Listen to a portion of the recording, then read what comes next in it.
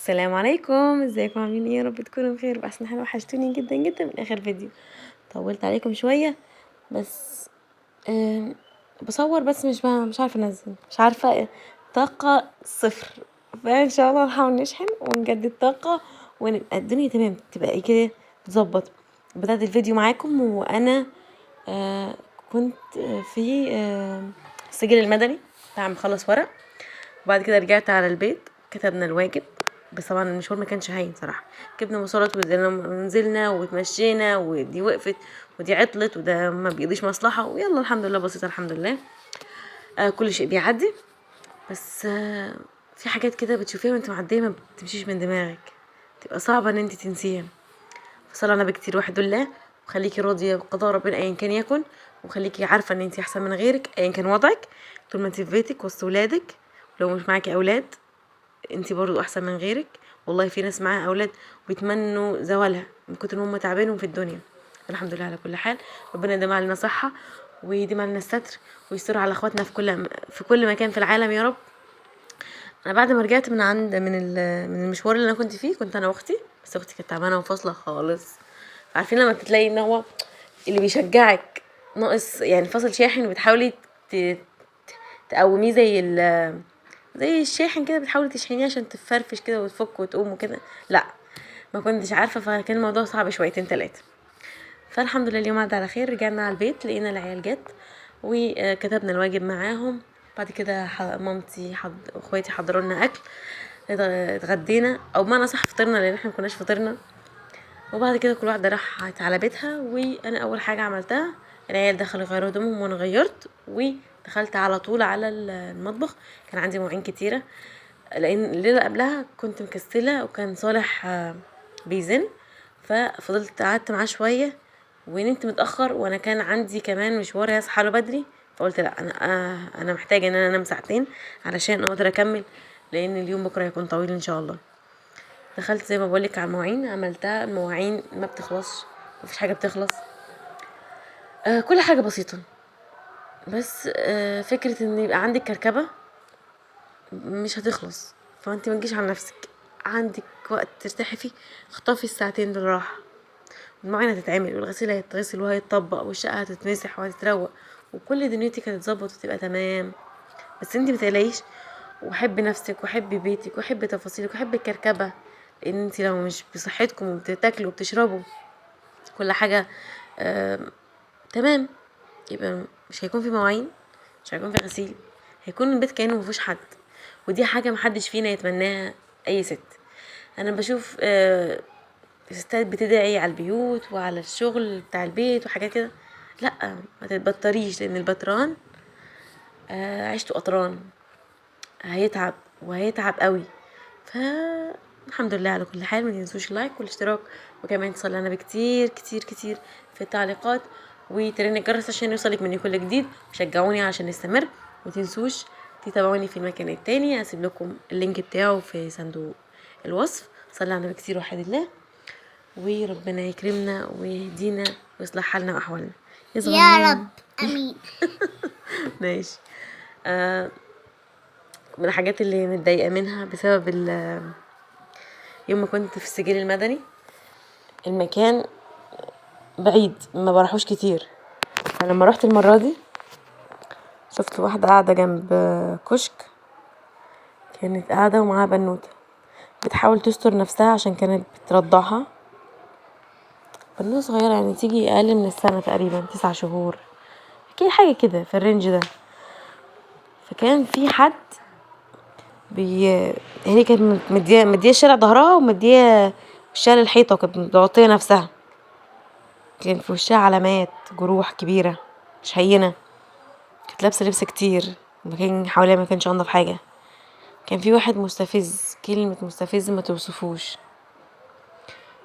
كان بيحاول متعمد يتفرج عليها، وعمال حرفيا بياكلها بعينيه. فليه الناس وحشة كده؟ انا مش عارفة.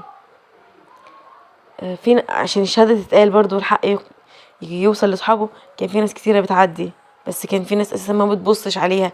وكان في ناس بتعمد ان هي لا، مش هضايقها بنظرتي حتى. لكن الشخص ده كان يبصلها ويبصلنا ويقعد يضحك. انا متعصبه من طريقته، حرفيا الناس بتاكل بعض بعينيها. فلما لو جاتلك فرصه او جاتلك فرصه انك بص تشوفي حد في قضيه او في ازمه او وضعه مش احسن حاجه، ما توصلهوش لمرحله او تفهميه حاجات بعينيكي لسانك مش هيقولها.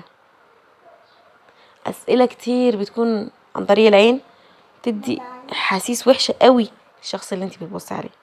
فاولا واخيرا محدش يعدل على حد، كلنا بنتعلم مع الوقت.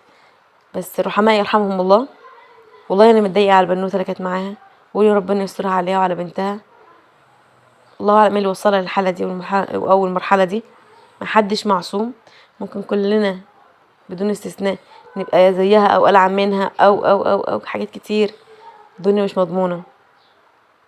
ربنا يتم علينا عقولنا ويكفينا شر ولاد الحرام، ويكفينا شر الناس اللي بتاكل بعض بالعيون بس. والله ف حاسه اني عايزه اقول كلام كتير، بس الكلام مش جاي معايا مترتب، او مش عايزه اقول كلام يخلي الفيديو يتحذف او ما يظهرش.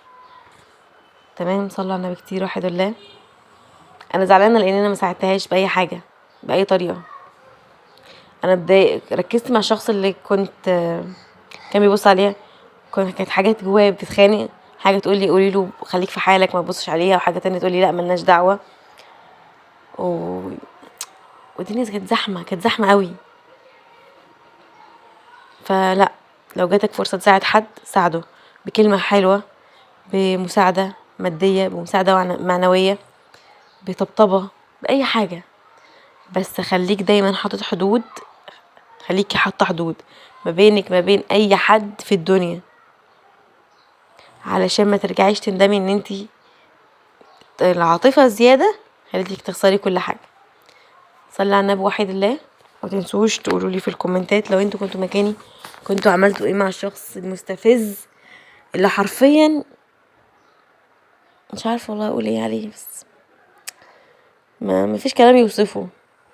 يلا ربنا يصلح حاله ويتولانا كلنا وينجينا من عيون الناس اللي بتحقد واللي بتغل واللي بتحسد واللي بتسخر عليك النعمه. ناس كتير، ناس وحشه. فربنا يكرمنا. الموضوع محتاج نفس وبال طويل انك تكملي وتستمري. العيال محتاجه نفس، شغل البيت محتاج طولة بال. انا خدت فتره كنت كل حاجه مستهوناها بسيطه، المواعين والغسيل واللي بسيطه، كل حاجه بسيطه. دلوقتي حاسه اني خلقي ضاق، مش عارفه بحسب للحاجه اللي انا بعملها تاخد قد ايه وقت، هتعمل هتهلك، يعني هفضل واقفه قد ايه كده. فلا، قومي اتنشطي، صلي على النبي. في اللي بيشغل حاجه جنبه بيشجعه، في اللي بينور الانوار كلها، بيتكلم حد على الموبايل.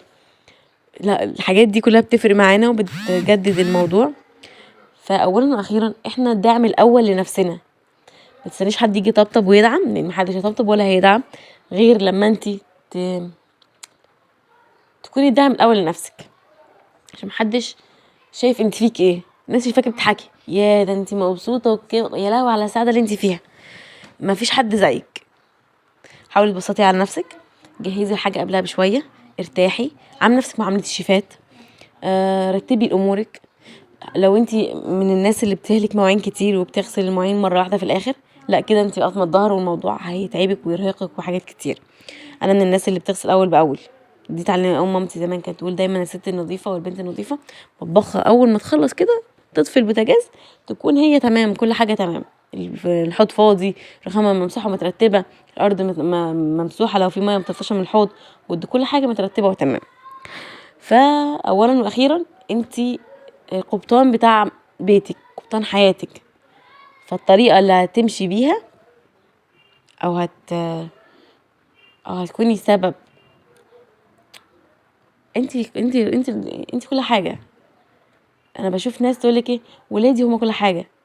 ولادك كل حاجه بالنسبه لك، بس ربنا قال ان المال والبنون زينه الحياه الدنيا، زينه حاجه كده زوقتي بيها. يعني احنا لما نحط بتزيني كنبه ولا تزيني حاجه قدامك، دي مش كل حاجه. الكنبه اساسا موجوده، او المكان الشقه دي موجوده. فانتي وجوزك مهمين في حياه بعض، تفرقوا في حياه بعض. وجودكم انتي سند ليه وهو سند ليكي. وراء كل رجل عظيم امرأة، وزي ما وراء كل رجل ست سعيدة رجل. انا لا، انا شايفة ان بجد لازم كل راجل يكون سبب سعادة مراته. الفيديو كان شارح نفسه في حاجات كتير انا ما اتكلمتش عنها. يا رب تكوني استفدتي ولو معلومة واحدة. سلام.